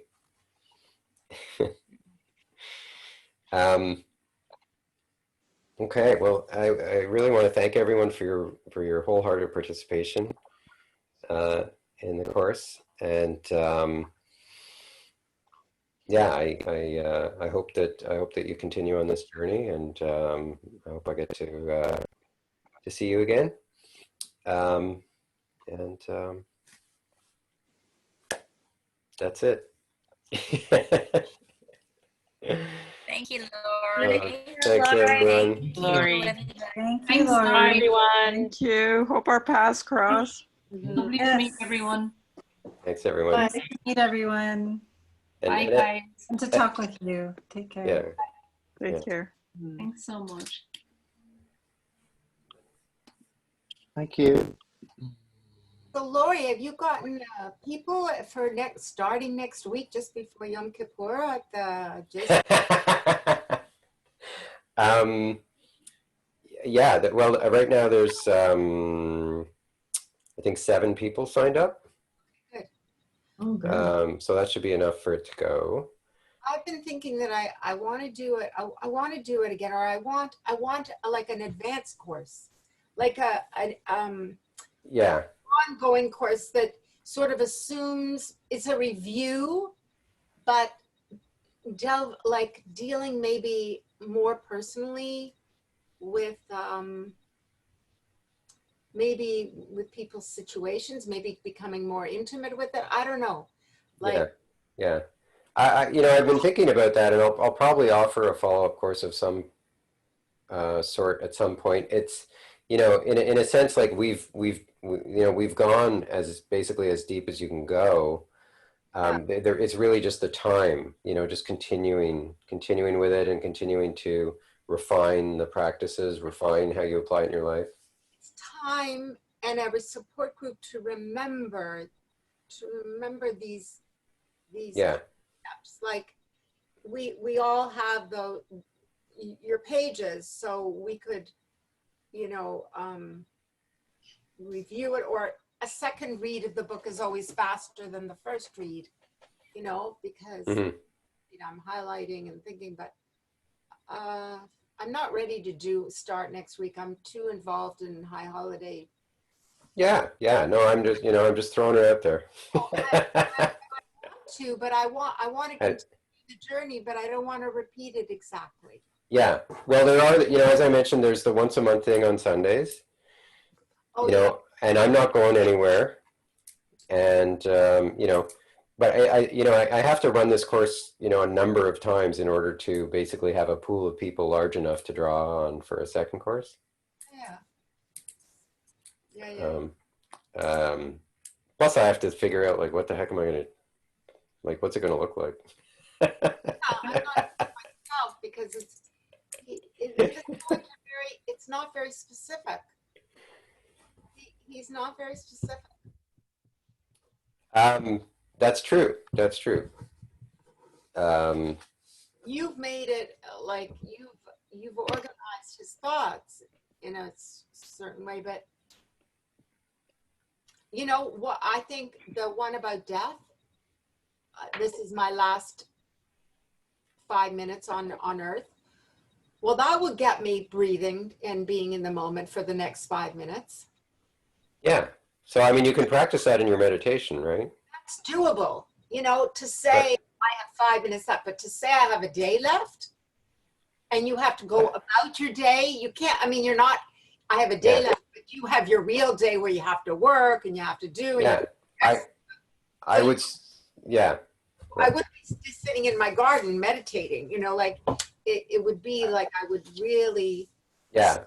So something, an exercise, something to go around saying to myself, okay, I've got the next 5 minutes of my life. How am I going to do them? You know, and you can do that anytime. Like you're taking a shower. That's a good exercise. And just pretend all I have is this shower. Well, I always do that in the shower. I focus on the warm water and enjoy the feeling. Yeah. Yeah. This is just a little bit of a twist on that, right? That's become my conscious, what did you call it? Conscious moments, like brushing. Yeah. Yeah. Going down the stairs. One of mine is the shower. Mm-hmm. Mm-hmm. Conscious points of awareness. What did you call them? Moments of centered consciousness, I think is what he calls them. I tend to call it bells of mindfulness, but he calls it moments of centered consciousness. What do you call it? Bells of mindfulness. That's what Thich Nhat Hanh calls them.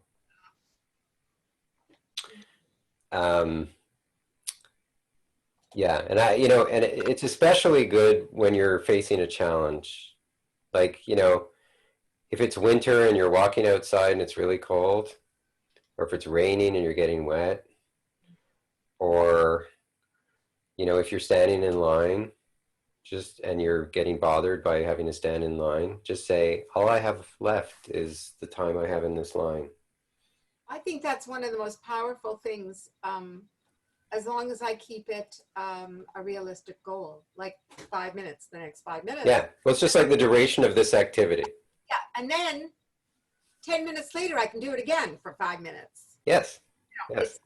But I only have to do it for 5 minutes right now. And then, and if I think about it again that day, fine. But the more I do it, if I could do it once a day and then twice a day and then 3 times a day and 4 times a day. Mm-hmm. Yeah. Yeah. But just try staying in the seat of awareness 24/7. If you think there's a deeper practice than that, let me know. Because there isn't. No, but that's the goal, right? Mm. Yeah. It's like, how do we get there, right? Because it's just so. 5 minute increments. Yeah. Yeah. Just wanted to share something quickly before I jump off. It was about doing the course a second time and just my thoughts around that and what you're saying, Deborah. And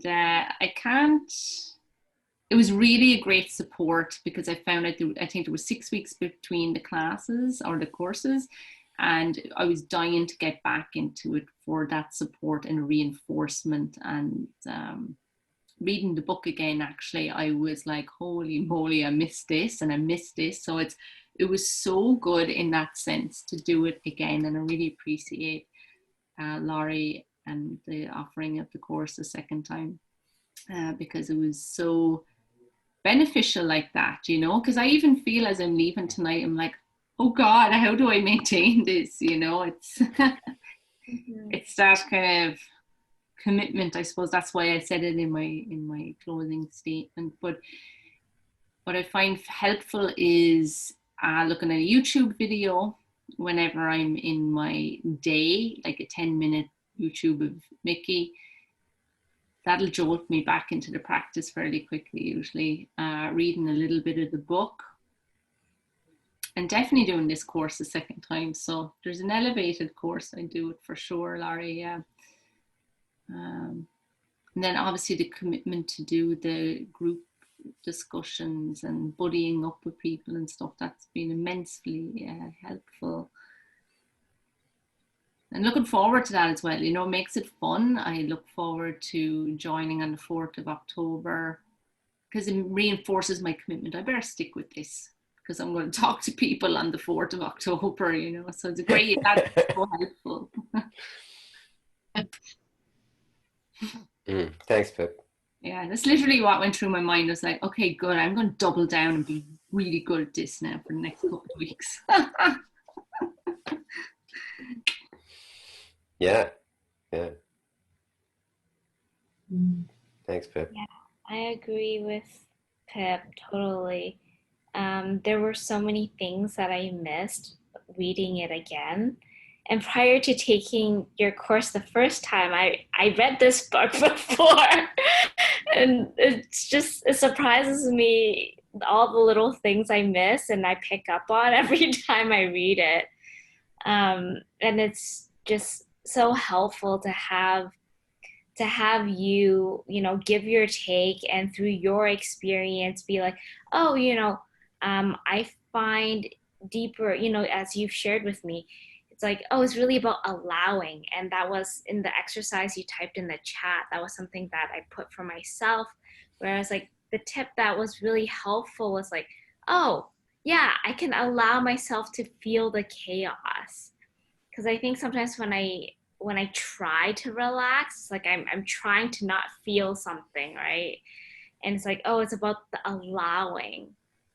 So I find, you know, as I go through it and as you know, you teach it and you have your discussions with different students and cueing maybe, you know, using different wordings to help people understand it. And then also bringing it back to the bigger group. It's like, oh, okay, yeah, like that phrase helps with this, or this phrase helps with this. So I really do look forward to another course, Lori. I'm gonna be honest. Like it's really helpful having a community to practice with, and I know we do the monthly cohort, but it's just something about that weekly cadence. It's a really great reminder, and it's just also your one-on-ones are awesome. Like, you know, like I had my mini meltdown on Friday before our one-on-one, and it's just something about, you know, your presence and guiding me through, and it was really just like guiding me through that, you know, who's noticing. So it's really powerful having an experienced teacher facilitate that. Thanks, Kim. Thanks, Lori. You're great. I'm always there for you, Kim. All right, everyone, I'm leaving. Bye. Thank you so much. The one at the Miles Nadell? Well, it's not at it's just they're the ones who are. When is it taking place again? What day of the week? It's Thursdays. Starting a week tomorrow. Yeah, Thursdays is not good for me at all. Yeah. All right. Well, do you think you'll offer it again yourself? Oh yeah. Well, I mean, whether it's through them or not, I'll definitely offer it again, and I'll let you know. I'll let everybody know. But like really don't hesitate to get in touch with me if there's something you want to talk about. But like you have all the tools you need, right? It's just working with it, you know. Like I in figuring out how to work with it myself, and I'm still figuring it out. It's been a lot of trial and error. It's been a lot of just like, like when I try and do this in my life, what happens? And, just watching, just practicing with it. Who's noticing? Is that Mickey? Yeah. Yeah. Okay. I just for your information, I did a really nice letter and sent it off.